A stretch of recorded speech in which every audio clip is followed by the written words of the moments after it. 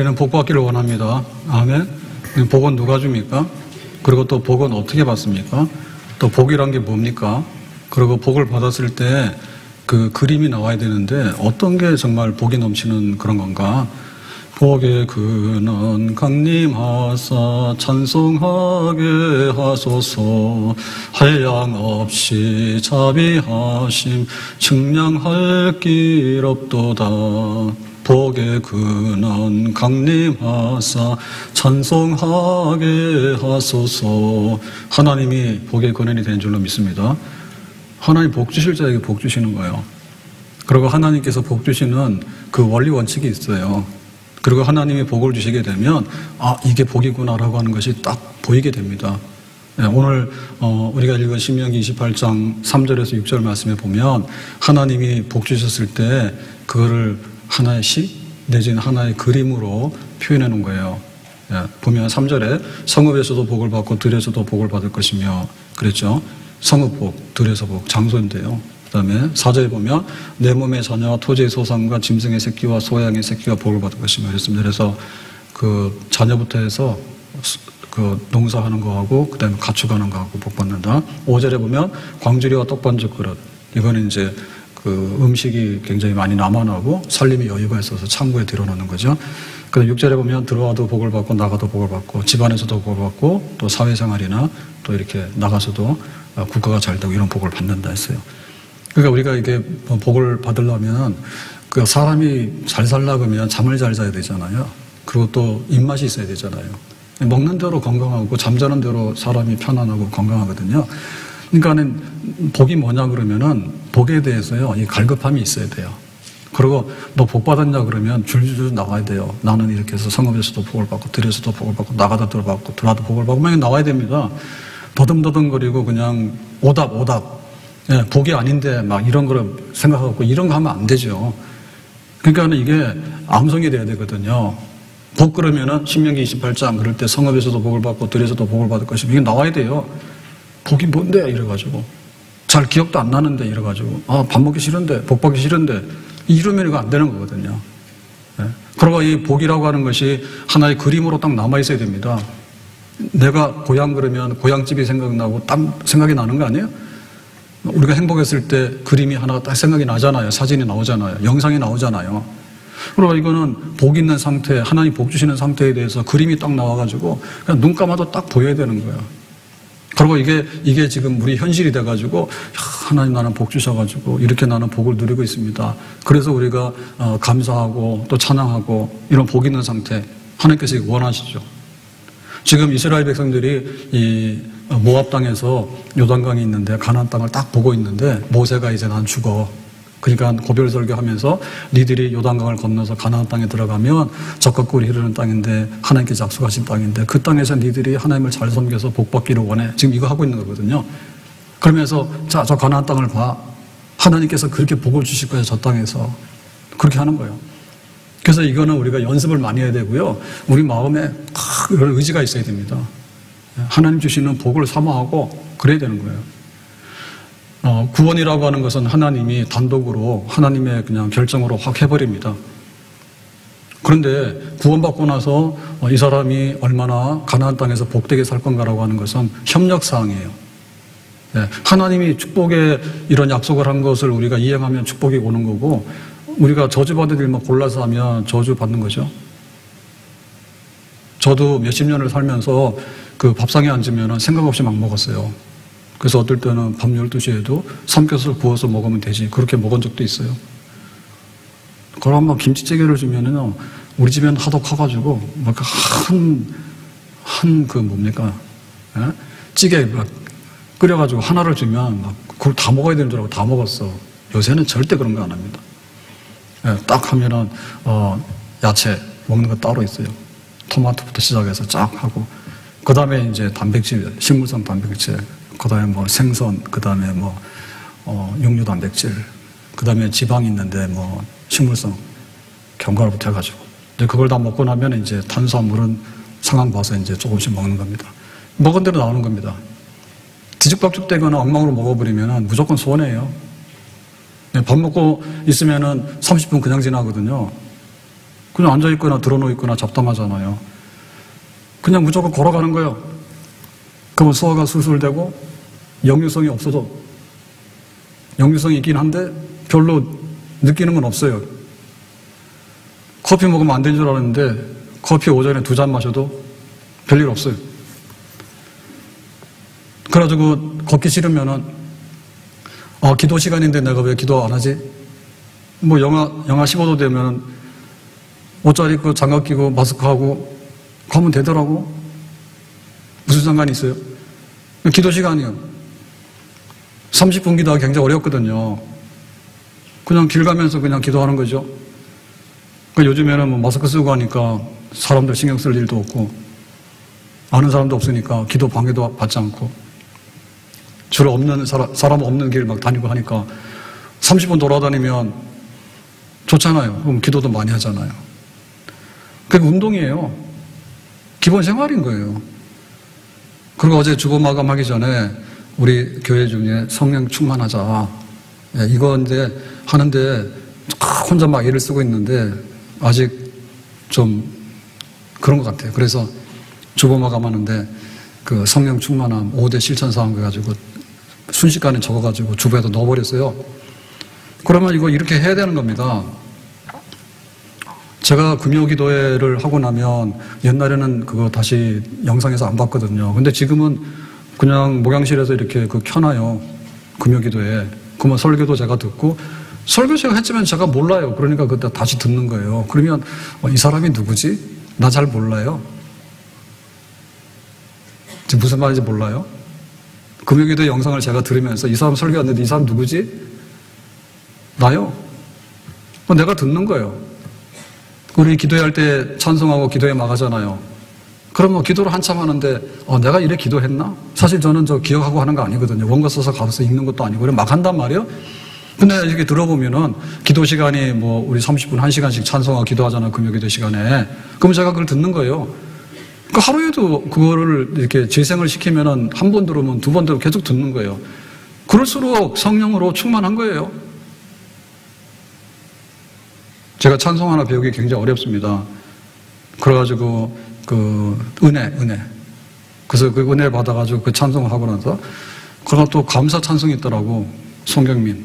그래서 또 감사 찬송 열심히 연습해가지고 감사 찬송 하고 나니까 또 행복이 있더라고. 이것이 행복이에요. 그래서 또 열심히 연습해가지고 행복하고 그래서 또 보니까 충만이 있더라고. 그래서 열심히 연습해 충만하고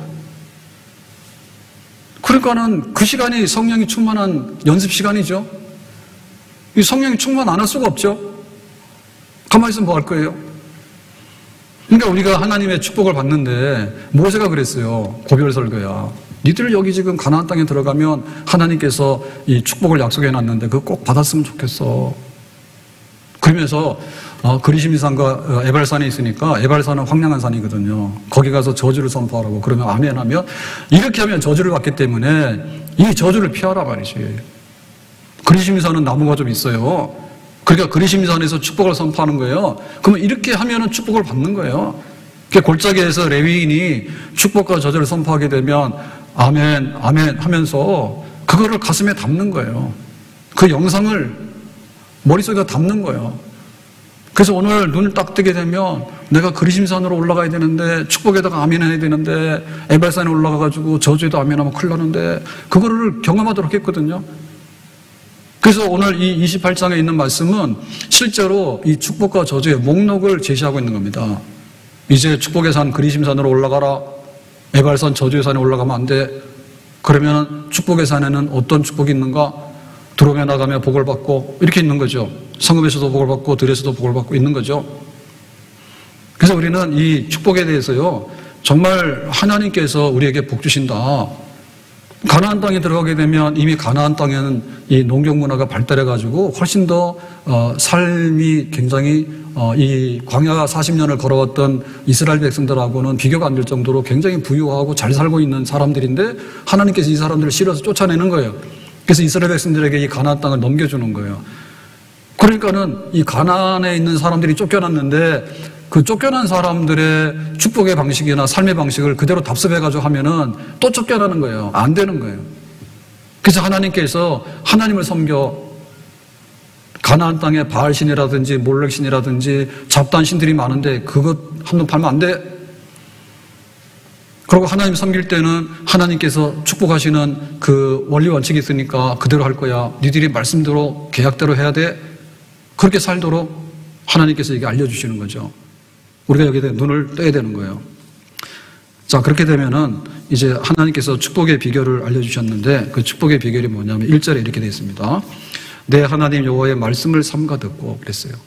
근데 하나님이 복을 주시는데 그 복 받는 원리는 뭐냐면 하나님 말씀이에요. 하나님이 복을 주시는데 하나님 주시는 복을 받으려고 하면 하나님 말씀의 반응을 보여야 돼. 하나님 말씀하시는 분이에요. 하나님을 드러내실 때 말씀이 계시거든요. 근데 만약에 하나님께서 말씀을 안 하고 입을 딱 다물고 있으면 하나님 뜻이 뭔지를 몰라요. 이게 앉으라고 하는 건지 이게 쓰라고 하는 건지 지금 이게 농사를 하라고 하는 건지 고기 잡으러 하라는 건지 잘 몰라요. 그러니까 하나님 말씀하시는 분이에요. 자기를 드러내시는 분이에요. 말씀하시더라도 그냥 지나가는 말로 훅 하고 지나가면 우리가 이해가 안 되고 이게 흔적이 안 남아요. 그래서 쌍방간에 내가 말했지? 들었지? 그럼 도장 찍자 해가지고 언약의 이 계약문서를 작성하시는 분이에요. 하나님은. 그러니까 아주 미개한 신이거나 혹은 뜬구름 잡는 그런 신이 아닙니다. 기분 내키는 대로 있다 없다, 기분 내키는 대로 복을 줬다 안 줬다 이런 잡다한 신들이 아닌 거예요. 하나님은 계시는데 자기를 드러낼 때 말씀하시고 그 백성들과 계약문서를 작성해가지고 이거를 이행하라고 요구하시고 그 다음에 이행하게 되면은 거기에 따라서 꼼꼼하게 챙겨가지고 인정하시고 거기에 약속된 복을 주시는 분이 하나님이죠. 그래서 말씀을 삼가 듣는 거예요. 그러니까 들을 때 우리가 이거를 그냥 한 귀로 듣고 한 귀로 흘려버리면 듣는 게 아니죠. 삼가 듣고 청종하고 잘 귀를 기울여서 그 다음에 알아차리고 깨닫게 되고 그러고 난 다음에 뭡니까? 명령을 지켜 행하면 그랬죠.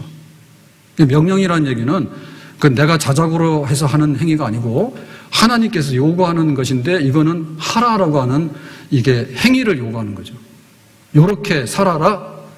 이거는 명령이다. 그러니까는 알겠습니다라고 그 명령에 행동을 옮기게 되는 것은 순종하는 것이죠.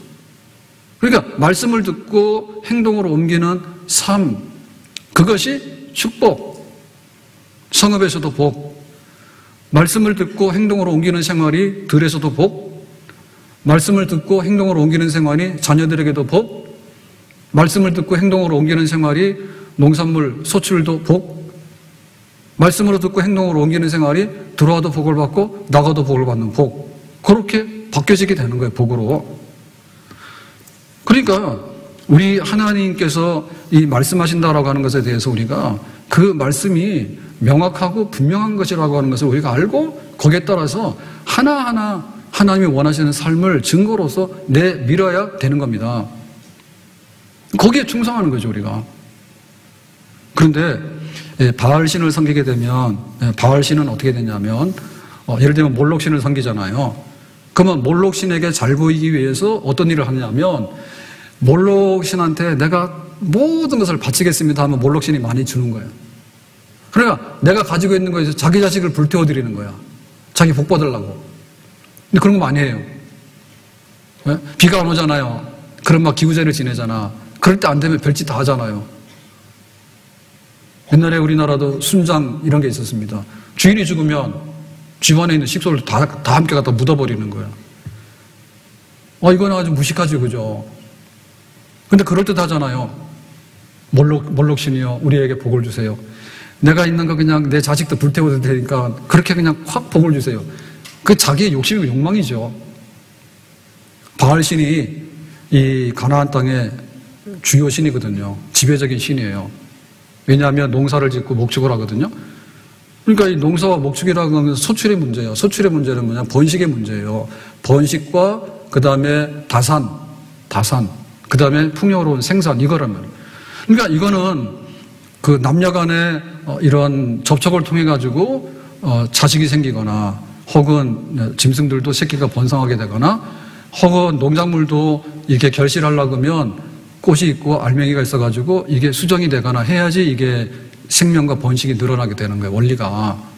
그러니까 바알신을 그런 식으로 생각한 거예요. 그래서 바알신을 기쁘게 하고 즐겁게 하려고 그러면 뭘 해야 되냐면은 바알신에게 제사를 지낼 때 제사 의식 중에서 거기에 여자 사제가 등장합니다. 여자 사제가 등장하면 그 바알신을 섬기러 나온 사람하고 성적인 관계를 맺어요. 그러면 바알신이 좋아가지고 흥분해. 그러면은 자식도 많이 놓게 하고 짐승도 새끼를 많이 놓게 하고 농사도 잘 짓게 하고. 그러니까 이게 생산, 이거는 번식, 그 다음에 성적인 접촉, 이게 다 이게 울타리 안에서 일어나는 일이거든요. 그러니까 바알신을 섬기는 것이 번창하게 되면 음란한 거예요. 그 생육 번성하기 위해서는 어떤 성적인 접촉이 있어야 된다 해가지고 그거를 예배의식에다 반영하게 되는 거죠. 바알신을 섬겨서 복 받으려고 하는 사람 그런 일을 한단 말이죠. 그러니까 하나님을 섬길 때 무슨 놈의 자식을 잡아드립니까? 하나님이 복 주시는데 우리가 무슨 성적인 이러한 음란한 행위를 하고 해가지고 합니까? 그거 아니거든요. 하나님은 내가 어떤 분이라고 하는 것을 알려주시는 거예요. 나를 좀 닮으라고 해요. 하나님은 내가 만든 인간들이 어떻게 살았으면 좋겠고 인간들이 가정을 이루고 사회를 이루어서 살아나갈 때 하나님께서 의도하시는 뜻이 있는 거예요. 법이 있는 거예요. 하나님 나라 법이 있는 거예요. 그렇게 살기를 원하시는 거예요. 그러니까 우상도 아닐 뿐더러 우상 섬기는 사람들의 발광짓을 하면 안 되는 거예요. 거기하고는 완전히 반대인 거예요. 하나님은 말씀하시고 하나님은 말씀을 통해서 우리의 삶을 명령하시고 그 삶의 명령에 대해서 우리가 또박또박 반응을 보여서 그렇게 행동으로 옮겨나가게 되면 하나님께서 약속하신 복을 우리에게 다 약속대로 이행해 주시는 거죠. 그러면은 결과가 뭐냐면 모든 민족 위에 뛰어나게 된다. 1절에 그랬거든요. 지금 하나님의 이 축복이 모든 민족에 뛰어나게 된다는 것은 하나님의 축복이 얼마나 크고 위대한가를 우리가 꿈을 꾸고 그런 백성으로 그런 민족으로 살아라는 뜻이에요. 애국에서 살 때는 노예로 살았어요. 끌려다니면서 노동을 했지만 돈 한 푼도 못 받았어요. 그러다가 이제 해방돼서 가나안으로 가는데 광야길을 40년 나왔는데 40년 동안에는 그야말로 자기 땅이 아니니까 지나가는 방황 속에서 40년을 하루하루 이렇게 살아왔죠. 자기 나라 자기 땅이 하나도 없었잖아요. 그래서 이제 모압 땅에 와가지고 가나안 땅에 들어가게 되면 여기가 너희들에게 주시는 하나님의 언약의 땅이고 복지의 땅이야. 근데 여기서 너희들이 큰 민족을 이룰 거야. 큰 민족을. 아브라함이 갈대아 우르에서 부름받을 때 나이가 75세인데 자식이 없었어요.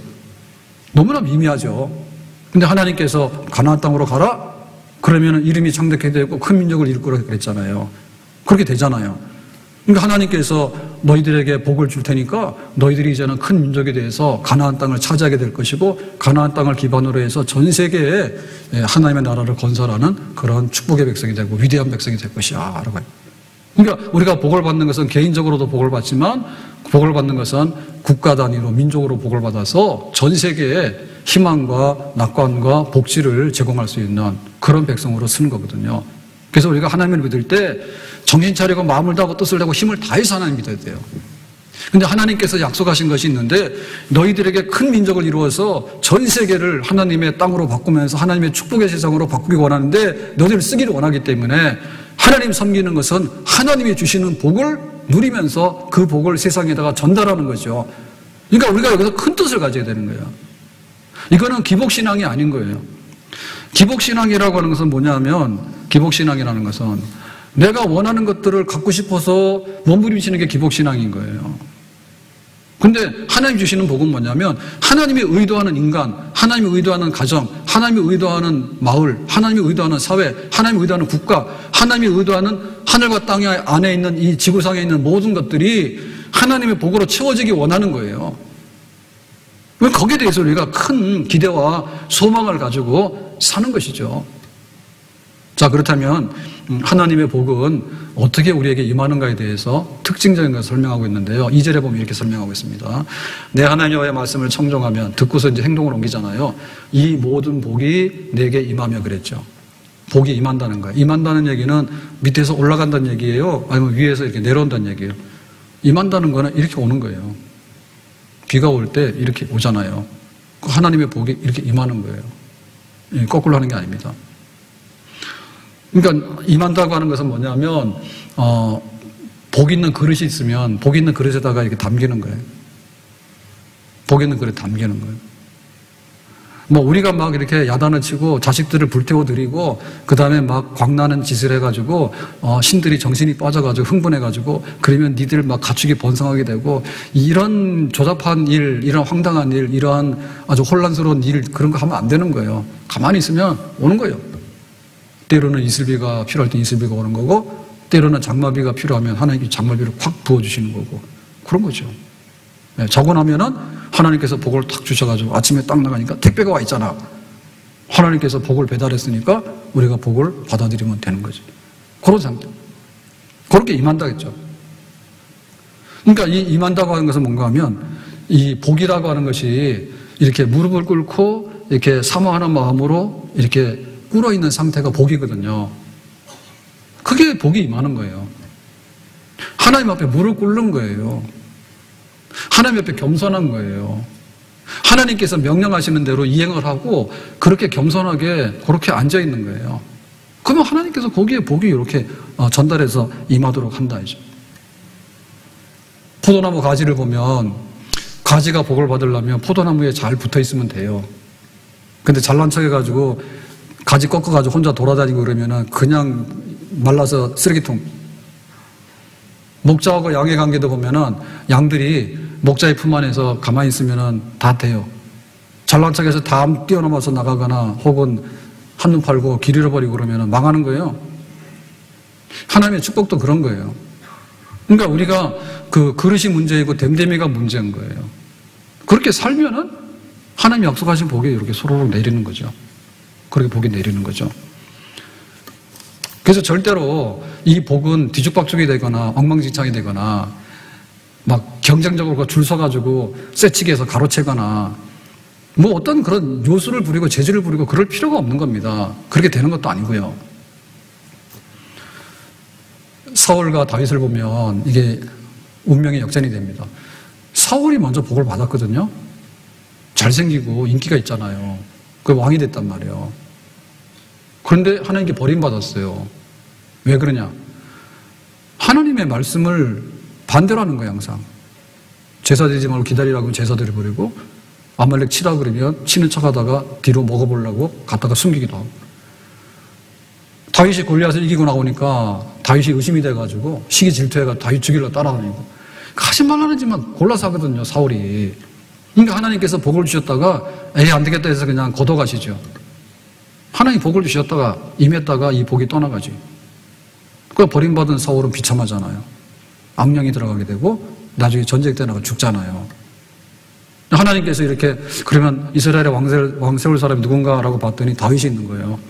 내 마음에 드는데 항상 하나님 말씀 앞에 엎드리게 되고 하나님의 뜻 앞에 자기를 내려놓게 되고 이렇게 되니까 하나님이 베들레헴의 목동을 이스라엘 예루살렘의 궁궐에다가 앉혀가지고 다윗의 왕국을 이뤄가지고 하나님께서 넘치는 복을 주시잖아요.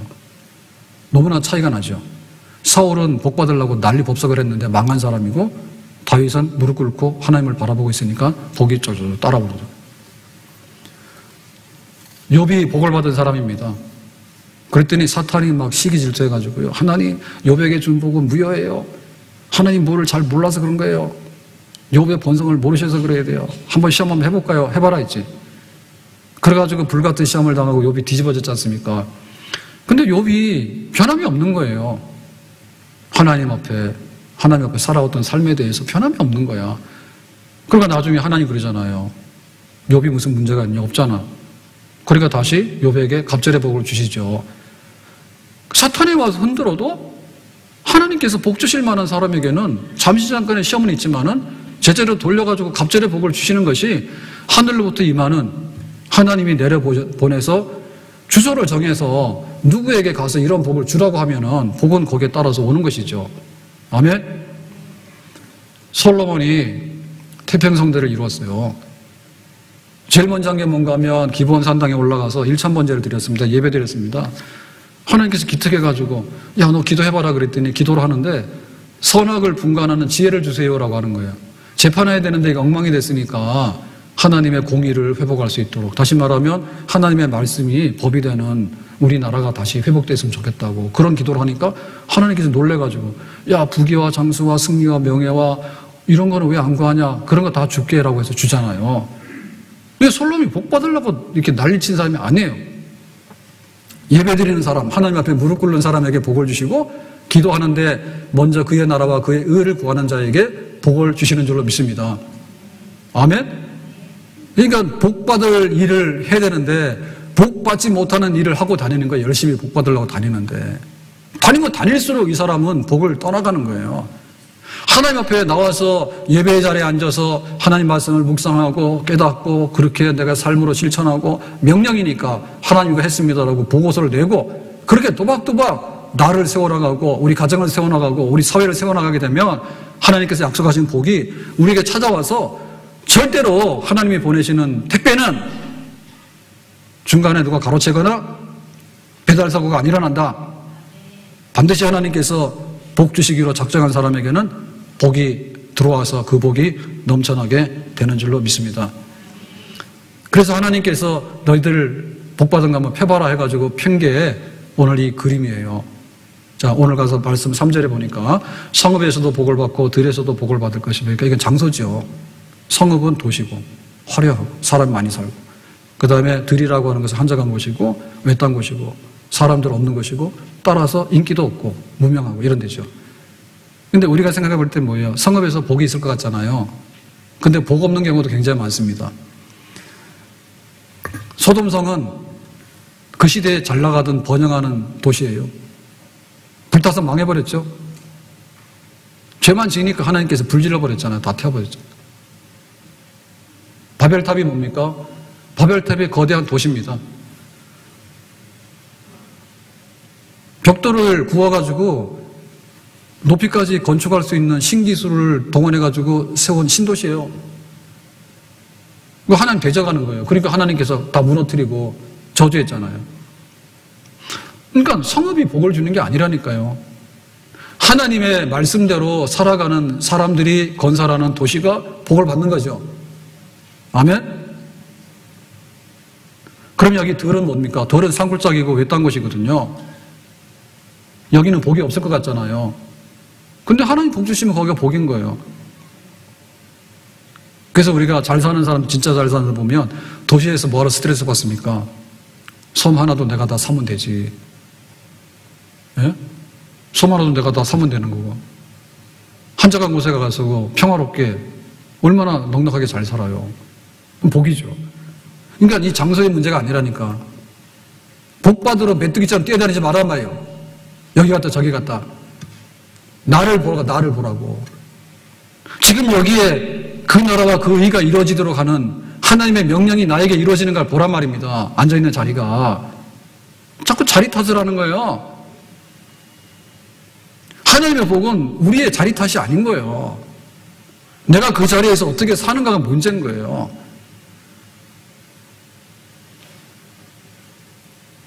병원에 병 고치러 갔다가 의료사고 나서 죽는 사람도 있습니다. 근데 의식을 잃었는데 응급실에 가서 살아나는 사람도 있습니다.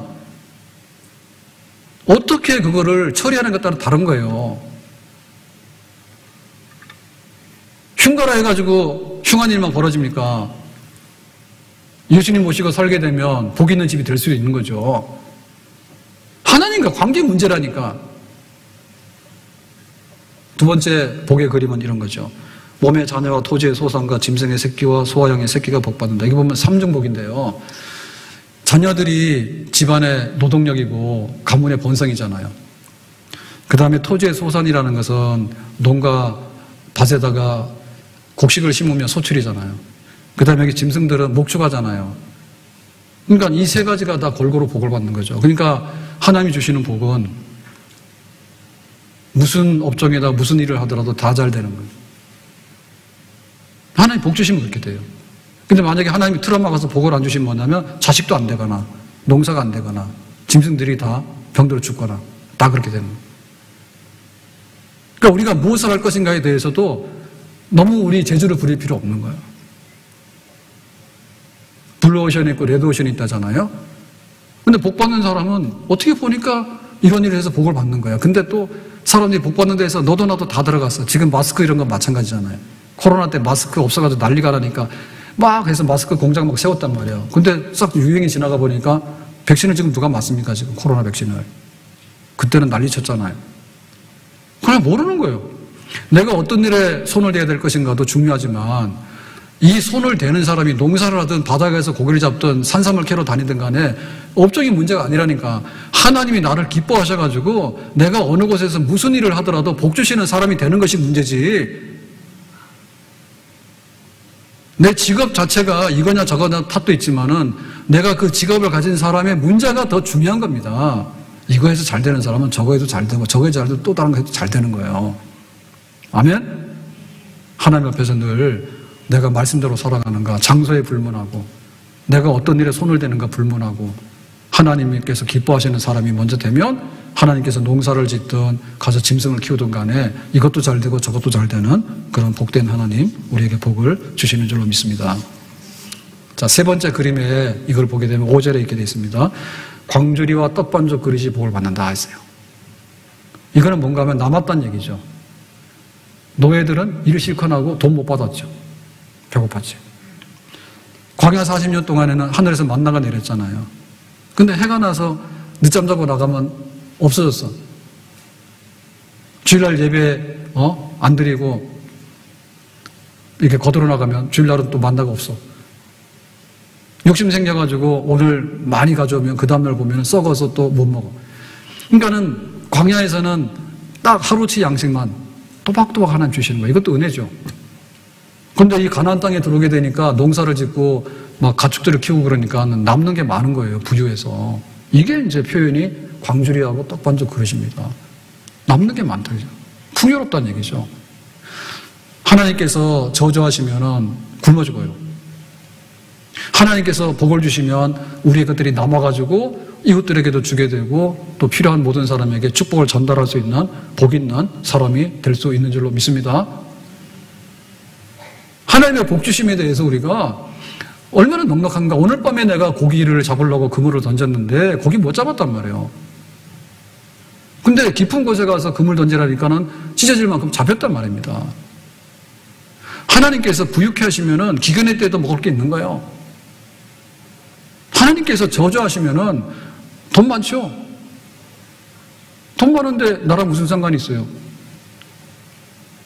병원에 뭐 이렇게 뇌에 무슨 문제가 생겨서 입원을 했는데 중환자인데 입원비가 없어가지고 이렇게 보니까 뭐 그 본인 이름으로 통장에 돈이 들어있다는데 병원비 내려고 돈 좀 달라니까 은행에서 안 준다는 거예요. 본인 외에는 이게 지급이 안 된다 해가지고. 그래가지고는 그 기사를 봤더니 그 중환자를 이렇게 아주 끌고 병원 가가지고 은행 가가지고 돈 땄다고. 근데 법이 그러니까 못 준다 해가지고 그런 일이 벌어요. 내가 엄청나게 많은 돈을 가지고 있어도 정말 내가 이렇게 의식이 없는 상태에서 들어가 있다고 뭐 아무 상관이 없는 거예요. 그러니까 하나님께서 우리에게 복을 주셔서 남을 만큼 넉넉하게 하시는 거, 그게 은혜죠. 하나님 복 주시면 남지만 복을 걷어가시면 입고 먹고 마시는 것도 부족해서 허덕이게 되는 그런 궁핍함과 괴로움 속에 살게 되는 거예요. 복 주심의 약속이 있습니다. 그 다음에 6절에 보니까 하나님이 복을 주시는 또 다른 그림은 들어와도 복을 받고 나가도 복을 받는 거예요.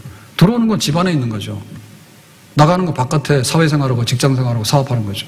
그러니까 이게 다 되는 거예요. 만약에 들어왔는데 복이 없으면 어떻게 됩니까? 집도 있고 TV도 있고 다 있는데 나 혼자 있는 거예요. 말할 사람이 없어요. 복이 없지. 근데 생일이 됐는데도 축하하는 사람이 없는 거예요. 오라 해도 안 오는 거예요. 복이 없는 거예요. 부부간에 서로 간에 별로 애정이 없으면은 집에 들어오기 싫은 거예요. 가족들, 자식들하고 안 좋으면은 분란만 일어나는 거예요. 그러니까 이게 안에 들어왔을 때 복이 얼마나 큰 복인지 몰라요.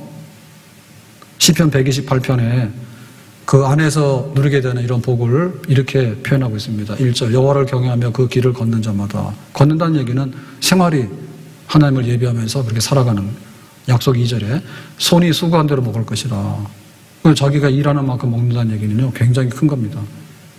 우리가 회사 가서 월급을 받아오는데 100을 벌어주면 조금 줘요. 100 다 안 줘요. 근데 내가 손대는 것마다 다 가져온다는 얘기는요, 엄청나게 이게 소득이 많은 거예요. 수익이 많은 거예요. 3절에 보니까 안방에 있는 안에는 결실한 포도나무예요. 포도나무는 알맹이가 여럿이잖아요. 그러니까 아내로 통해서 얻는 복이 너무나 많아. 그 이루 말로 다 할 수 없습니다. 그래서 현수관 안에는 금이나 진주보다도 값이 귀하다 했지. 남편 하나 잘 만나면 너무나 평생이 좋잖아요. 행복하잖아. 아내 하나 잘못 만나면 평생에 이게 뭐야, 들포도야. 먹을 수가 없어. 자식이 어린 감람나무인데 올리브 기름인데 열매인데 얼마나 좋아요. 자식 하나 잘못되면 완전 집안이 망한다니까. 그러니까 이 안에 있는 축복이 얼마나 큰지 모르지. 근심 걱정이 들어오지 않고 화평하고 서철에 봄바람 불어있고 하나님 아버지 모셨으니 믿음의 반석도 든든하다. 우리 집 즐거운 동산이 아침과 저녁에 수고하여 다 같이 일하는 온 식구가 한 상에 둘러서 먹고 마셔 여기가 우리의 나. 고마워라 고마워라 임마누엘 예수만 섬기는 우리 집. 고마워라 임마누엘 복되고 즐거운 하루하루. 일 마치고 집에 돌아오면 수고했다고 따뜻하게 맞이해주고, 그리고 좀 힘들고 어려운 일이 있더라도 서로 위로 격려하고 형제간에 우애하고, 이런 안으로 누리는 복이 얼마나 큰 복인데. 근데 이게 안 되면 세상에서 아무리 성공을 많이 해도 의지할 데가 없습니다. 보금자리가 없고 안식처가 없거든요. 반대로 나가면서 복을 받습니다. 나가면서. 그래서 시편 144편에 보니까 그 나갈 때 그림이 있는데요. 13절에 보면 곳간에는 백곡이 가득하며 우리의 양은 들에서 천천과 만만으로 번성하며. 그래가지고는 생활이 넉넉한 겁니다. 자, 그러면 14절에 우리의 수소는 무겁게 실었으며, 이게 이제 왕래거든요. 그러니까 지금으로 말하면 이렇게 차들이 왔다 갔다 하고 출근도 하고 사업도 하고 그다음 유통도 되고 뭐 주문하면은 밤새 막 택배가 새벽에 딱 도착하고 그다음 막 외국에도 해외 직구하잖아요. 그랬더니 막 날라오고 이게 막 돌아가는 거죠. 막 생기가 막 이렇게 굉장히 활력이 넘쳐나는 그림입니다. 우리를 침노하는 일이나 우리가 나가 막는 일이 없습니다. 이거는 전쟁에 끌려다니거나 할 일이 없다는 얘기지. 이런 일이 벌어지면 정말 이거는 저주받은 세상이에요. 네? 전쟁통에 어떻게 사람이 살며 거기 나가서 사람이 죽으며 한 사람이 죽으면 한 사람의 죽음으로 끝나는 게 아니라 가족이 다 슬프잖아요. 네? 이런 세상이 되는 거지. 바깥에가 복을 못 받으면 거리에는 슬피 부르짖음이 없을진데. 그래서 이 세상에는 원통한 일이 너무 많습니다. 네? 과부들의 원한이 너무 많은 거예요. 네? 죄 없이도 가서 막 20년 30년씩 감옥에 갇혀 있는 사람들도 있고요. 세상에는 이게 뒤집어져가지고 뭐 아주 사기꾼들이 막 부자로 떵떵거리고 뭐 몇백억을 해먹는 사람도 있는데, 오늘 가서 품삯 일했는데 돈 많아도 못 받는 사람이 있어요. 그러니까 그게 안 되는 세상이지. 그런 게 없는 거죠. 법원에 갈 필요가 없는 거예요, 지금. 재판할 필요가 없는 거예요. 재판은 뭐 붙으면 몇 년씩 하지 않습니까? 그 재판하더라도 정권이 바꾸면 또 뒤집어지고 말이에요. 복이 없는 세상이에요, 복 없는 세상이에요. 복이 있으면은 전쟁할 일도 없고 다투어서 법원에 갈 일도 없고 모든 것이 왔다 갔다 하기 때문에 그냥 내가 나가서 일하고 또 바깥에 나가서 내 삶을 참 성취하고 보람있게 살고, 이게 들어오면 나가면 된다는 얘기지. 얼마나 큰 복인지 몰라요. 오늘 집을 나서기 전 기도했나요? 오늘 받을 은총 위해 호소했나요? 나갈 때는 하나님 오늘 은혜롭게 살기를 원합니다. 그렇게 되고, 들어오면은 사찰의 봄바람 불어 있어서 우리 집은 안식처고 보금자리 되고, 얼마나 복이 돼요. 하나님 거두어 가시면 다 없어지는 겁니다. 우리는 복 그럴 때 이런 거거든요. 내가 초콜릿 먹고 싶은데 왜 초콜릿이 없냐고. 그게 다 복이 아니에요. 내가 지금 아이스크림을 먹고 싶은데 왜 복이 없냐고. 하나님, 나는 여기가 아파서 이것만 해결되는데 왜 복이 없냐고. 넓게 한번 생각해 보세요. 넓게 한번 생각해 보시라고.